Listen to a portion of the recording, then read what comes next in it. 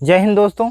आज हम बात करेंगे मापन और मूल्यांकन के बारे में। ये टॉपिक अगर देखा जाए तो ये बीएड सेकेंड ईयर वालों के लिए है, सिर्फ उन्हीं के लिए है। अगर देखा जाएगा तो ये जो है सेकेंड पेपर के लिए है और सेकेंड पेपर में यूनिट फर्स्ट के लिए है। अब इसको हम समझेंगे कि मापन क्या है और मूल्यांकन क्या है। इसको समझने से पहले एक चीज़ हम समझ लें कि पिछली कक्षा में जो हमने पढ़ा था आकलन के बारे में हम पढ़ चुके हैं। अब आज की कक्षा में हम मापन और मूल्यांकन पढ़ेंगे। फर्स्ट यूनिट में तीन ही टॉपिक पढ़नी थी, जिसमें आकलन पढ़ना था, मापन और मूल्यांकन पढ़ना था। आकलन हम पढ़ चुके हैं, आज हम मापन और मूल्यांकन को पढ़ेंगे। पहले हम इसके क्वेश्चन को समझ लेते हैं। इसमें पूछ क्या रहा है, कह रहा है मापन एवं मूल्यांकन से आपका क्या आशय है, इसको बताना। इसके साथ इसमें पूछ रहा है कि इसका जो महत्व है तथा इसका जो उद्देश्य है इसका वर्णन करने की बात कही गई है। इसके अलावा देखेंगे कि शिक्षा में मापन एवं मूल्यांकन के संप्रत्यय की व्याख्या करने की बात कही गई है। इसके अलावा देखा जाए तो मापन एवं मूल्यांकन में अंतर को स्पष्ट करने की बात कही गई है। अब हम समझ लेते हैं कि आखिर मापन और मूल्यांकन होता क्या है। अब हम इसको अगर समझें, अब हम समझते हैं कि आखिर मापन क्या होता है। मापन को अगर देखा जाए, अगर हम इसको एक एग्जाम्पल से समझने का प्रयास करें तो इसमें एक चीज़ ये है कि जैसे समझिए कि अगर कोई व्यक्ति है, अगर कोई बालक है, वो क्या कर रहा है कि जब विद्यालय में पढ़ रहा है तो विद्यालय में जब पढ़ाई उसकी समाप्त होती है तो समाप्त होने के बाद उसका परीक्षा किया जाता है, उसका परीक्षण किया जाता है, जिसमें अगर देखा जाए वार्षिक परीक्षाएँ होती हैं, हाफ ईयरली एग्जाम्स होते हैं। तो उस एग्ज़ाम में अगर देखा जाए तो व्यक्ति को, जो बालक होता है, उस बालक को कुछ न कुछ नंबर दिए जाते हैं। अगर देखा जाएगा जो बालक होगा उस बालक को हम देखेंगे तो उसको नंबर मिलेगा या अंक मिलेगा। तो यही जो अंक देने की प्रक्रिया है, जो अंक देने की प्रक्रिया है, इसी को मापन कहते हैं। बालकों को जो अंक दिए जाते हैं, यही अंक देने की प्रक्रिया को हम मापन कहते हैं। इसको हम थोड़ा और अच्छे से समझें। जैसे अगर कोई बालक है, अगर हम देखें बालक में, अगर हम देखें, अगर देखें कई बालक हैं, एक बालक जो है अगर हम देखें 40% मार्क पा रहा है, 40%, और दूसरा वहीं देख रहे हैं 60% मार्क पा रहा है, तो हम इसके मार्क्स को देख करके इसका मापन करेंगे कि कौन सा बालक ज़्यादा अच्छा है, कौन सा जो है कम पढ़ने में अच्छा है। तो हम क्या कर रहे हैं कि नंबर्स को देखकर, अंकों को देखकर जो है व्यक्ति का या बालक का मापन कर रहे हैं। तो अब हम इस मापन की एक परिभाषा अगर लिखना चाहें तो परिभाषा अगर देखिए, अब यहाँ से अगर हम मापन की परिभाषा को समझें तो दिया गया है कि सामान्य अर्थ में अंक प्रदान करना ही मापन होता है। सामान्य अर्थ में अगर देखा जाए तो अंक प्रदान करना ही मापन होता है। जिस हिसाब से हमने देखा कि जिस बालक का हमने टेस्ट लिया वो कितना अंक पाया, वही अंक प्रदान करना ही मापन कहलाता है। या इसको भी समझ लें कि जब किसी व्यक्ति या भौतिक पदार्थ की योग्यताओं और विशेषताओं की मात्रा को अंकीय रूप में निश्चित किया जाता है तो वह मापन कहलाता है। यहाँ पर जैसे हमने समझा था कि यहाँ पर अगर देखा जाए व्यक्ति की बात कही गई है, जिसमें हमने समझा था कि जैसे बालक था, एक बालक सिर्फ 40 नंबर पा रहा था और एक बालक 60 नंबर पा रहा था। तो यहाँ से हम बालक का मापन कर रहे थे कि ये बालक कहीं ना कहीं जो है देखा जाए तो ये जो इसको जो है ज़्यादा नॉलेज है, इसको कम नॉलेज है। हम नॉलेज चेक कर रहे हैं, कैसे अंक के आधार पर चेक कर रहे हैं। वहीं अगर भौतिक पदार्थ की बात की जाए, जैसे अगर देखा जाए हमारे पास दो पेन हैं, एक पेन अगर यहाँ पर देखेंगे, एक पेन यहाँ पर है और एक दूसरा पेन है जो यहाँ पर है। तो यहाँ पर हम ये कह रहे हैं कि ये वाला जो हमारा पेन है ये बहुत ही स्मूथली चलती है, बहुत बढ़िया से चलती है। लेकिन वहीं इस पेन की विशेषता अगर हम बताएं कि ये रुक रुक के चलती है। अब हम बता रहे हैं कि जो पेन लगातार चल रही है उसको हम देंगे 100 नंबर, 100 नंबर, और ऐसा पेन जो रुक रुक के चल रहा है उसको हम सिर्फ 60 नंबर देंगे। तो यहाँ से हमें एक चीज़ समझ में आ रहा है कि ये जो पेन है ये काफ़ी अच्छी होगी, तभी ये जो इसको 100 नंबर मिला है, और ये जो है कम अच्छी होगी इसलिए इसको 60 नंबर मिला। मतलब हम यहाँ पर देखा जाए भौतिक पदार्थ पेन है जिसकी योग्यता या कहा जाए विशेषता के आधार पर अंक में हमने डिवाइड किया है। तो ये रहा अगर हम देखा जाए तो मापन। अब हम मापन के बाद हम समझ लेते हैं कि आखिर मूल्यांकन क्या होता है। मूल्यांकन को अब हम समझते हैं। यहाँ पे अब हम मूल्यांकन को समझते हैं। मूल्यांकन को मापन के साथ कंपेयर करके हम समझते हैं, दोनों चीज़ों को एक साथ समझते हैं। अगर देखा जाए कि एक बालक है वो टेस्ट देने जा रहा है, टेस्ट देने जब वो घर से निकलता है तो उसके साथ ही कुछ घटनाएं घटती हैं। घटनाएं क्या घटती हैं कि जब वो विद्यालय पहुंचने वाला होता है, विद्यालय अगर देखा जाए जब वो पहुंचने वाला होता है तो यहाँ पर एक घटना घटती है। यहाँ पर देखा जाए तो किसी का एक्सीडेंट हो गया है। तो जब बालक यहाँ से इस रास्ते से आता है तो वो देखा कि किसी व्यक्ति का है जिसका एक्सीडेंट हो गया है। अब बालक ने किया क्या, बालक ने तुरंत जो है एक्शन लिया और वो जो है इस व्यक्ति को जो है लेकर अस्पताल चला गया। अस्पताल पे पहुंचाने के बाद वो पुनः विद्यालय जाता है। जब पुनः विद्यालय जाता है तब अगर देखा जाए तब वो विद्यालय लेट से पहुंचा। अब जब विद्यालय लेट से पहुंचा तो विद्यालय में हो रहा था टेस्ट में अगर देखा जाए तो इस बालक को कम समय मिला, पेपर देने के लिए कम समय मिला, और बाद में अगर देखा जाए तो इस बालक का नंबर कम आया, क्योंकि इसके पास समय ही कम था तो इसलिए नंबर कम आया। अब यहाँ से हम देखते हैं कि मापन और मूल्यांकन को निकालने का प्रयास करते हैं। अगर मापन के आधार पर देखा जाए, अगर इस बालक को 40 नंबर मिले, 100 में से अगर देखा जाए इस बालक को 40 नंबर मिले हैं, वहीं जो दूसरा बालक है वो 60% प्लस कर रहा है।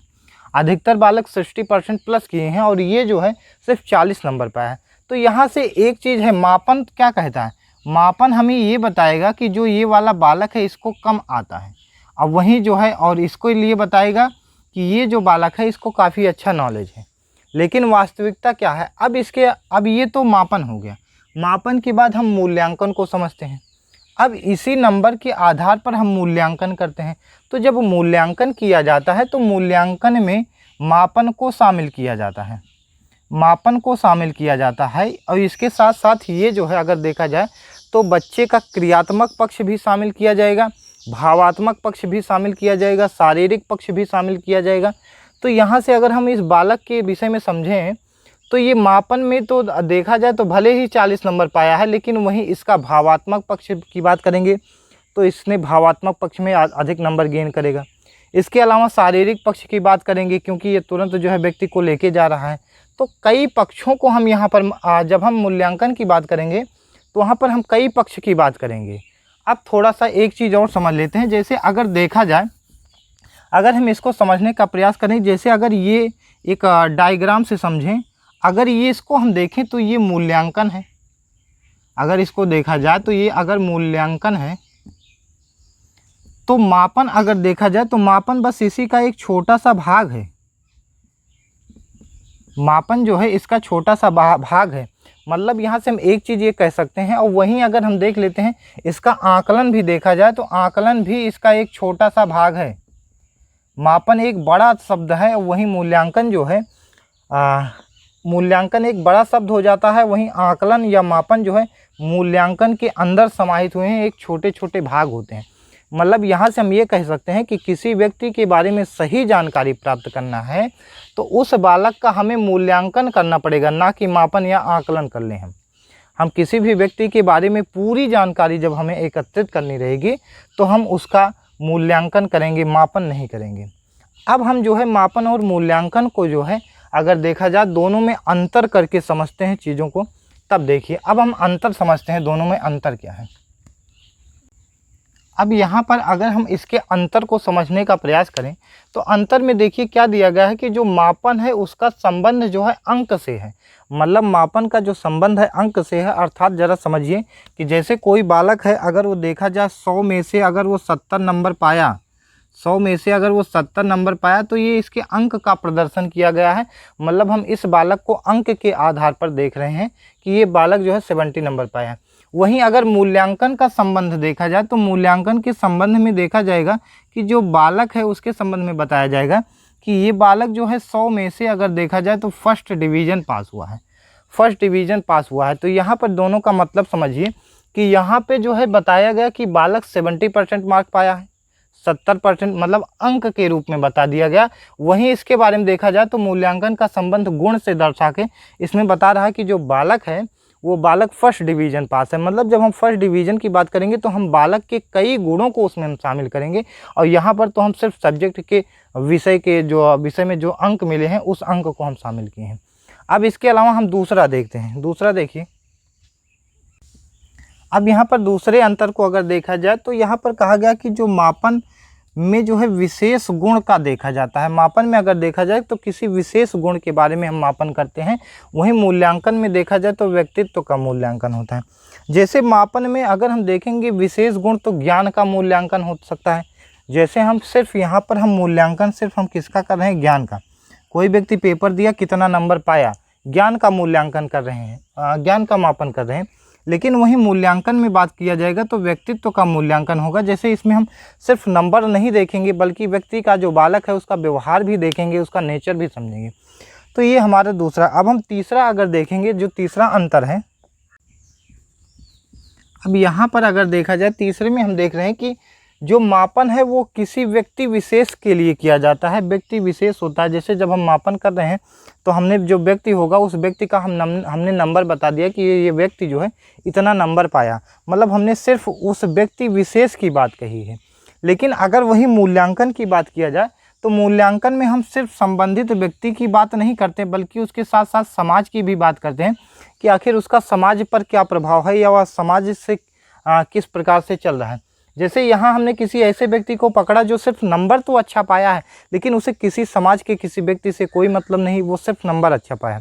लेकिन यहाँ पर हम देख रहे हैं जब मूल्यांकन कर रहे हैं तो हम ये भी देखेंगे कि क्या जो इस व्यक्ति ने नंबर अच्छा पाया है क्या उसका सामाजिक वैल्यू भी है, क्या उसकी समाज में भी कुछ पकड़ है कि नहीं। मतलब यहाँ जब हम मूल्यांकन करेंगे तो उस व्यक्ति का जो है सामाजिक पक्ष भी देखेंगे। तो ये हमारा 3 हो गया। इसके बाद चौथे नंबर पे अगर देखा जाए, अब यहाँ पर अगर देखा जाए तो यहाँ पर दिया गया है मापन में अगर हम देखेंगे तो सीमित क्षेत्र दिया गया है। मतलब जो मापन अगर हम किसी का कर रहे हैं तो उसके लिए सीमित क्षेत्र है। जैसे हमने व्यक्ति का सिर्फ हमने नंबर के बारे में, मतलब हमने ज्ञान के पक्ष के बारे में सिर्फ बात किया और किसी पक्ष के बारे में बात नहीं किया। अर्थात अगर हम समझेंगे कि जो मापन है वो एक सीमित क्षेत्र में विस्तृत है। वहीं अगर हम मूल्यांकन की बात किया जाए तो इसका क्षेत्र विस्तृत है। जिस हिसाब से देखा जाएगा तो यहाँ पर अगर हम किसी व्यक्ति की बात करेंगे, किसी बालक की बात करेंगे, तो यहाँ पर हम सिर्फ बालक के ज्ञानात्मक पक्ष की बात नहीं करेंगे बल्कि उसके भावात्मक पक्ष की बात करेंगे कि आखिर उसके अंदर भाव दयाशीलता है या नहीं है। क्रियात्मक पक्ष की बात करेंगे कि किसी भी चीज़ को देखकर वो क्या क्रिया प्रतिक्रिया कर रहा है या न्यूट्रल तो नहीं बैठ रहा है। तो इसके क्रियात्मक पक्ष की बात करेंगे। इसके शारीरिक पक्ष की बात करेंगे कि मतलब जो है अगर देखा जाए तो ये स्वस्थ है या जो है मतलब स्वस्थ नहीं है, बस वैसे ही है। तो काफ़ी चीज़ों को हम यहाँ पर जो है देखेंगे तो नोटिस करेंगे मूल्यांकन के तहत। अब इसके बाद अगर हम देखें जो अगला जो हमारा है, अगला अगर देखा जाए, अब अगर इसमें अगर देखा जाए तो जब हम मापन की बात करेंगे, मापन में अगर हम देखेंगे तो बहुत कम समय लगता है, बहुत जल्दी हम किसी का मापन कर सकते हैं। हमने तुरंत परीक्षा लिया और तुरंत बता दिया कि इसकी स्थिति क्या है। मापन में बहुत कम समय लगता है और समय के साथ साथ पैसे भी अगर देखेंगे तो बहुत कम लगेगा, क्योंकि हमने तत्काल क्या किया, एक पेपर बनाया उसको दिया तो बहुत ही कम समय लगा और बहुत ही कम धन लगा। मतलब मापन में अगर हम देखेंगे कम समय लगता है और समय के साथ साथ धन भी कम लगता है। वहीं अगर मूल्यांकन की बात किया जाएगा तो इसमें अधिक समय लगेगा, क्योंकि यहाँ पर हम सिर्फ व्यक्ति के ज्ञानात्मक पक्ष की बात नहीं कर रहे हैं, यहाँ हम व्यक्ति के भावात्मक क्रियात्मक पक्ष की बात कर रहे हैं, शारीरिक पक्ष की बात कर रहे हैं, स्वास्थ्य पक्ष की बात कर रहे हैं। तो यहाँ पर अगर हम देखेंगे तो इसमें समय ज़्यादा लगेगा और इसके लिए अगर हम देखेंगे तो धन भी अधिक खर्चा होगा मापन की अपेक्षा में अगर देखा जाए। तो इस हिसाब से अगर देखा जाए तो ये मापन और मूल्यांकन समाप्त हो जाता है। यहाँ से हम देखेंगे तो जो बीएड सेकेंड ईयर का जो है सेकेंड देखेंगे, सेकेंड पेपर का अगर हम देख रहे हैं तो फर्स्ट यूनिट जो है कंप्लीट हो गया। इसके बाद आगे वाले वीडियो में हम सेकेंड यूनिट पढ़ेंगे। तब तक के लिए धन्यवाद।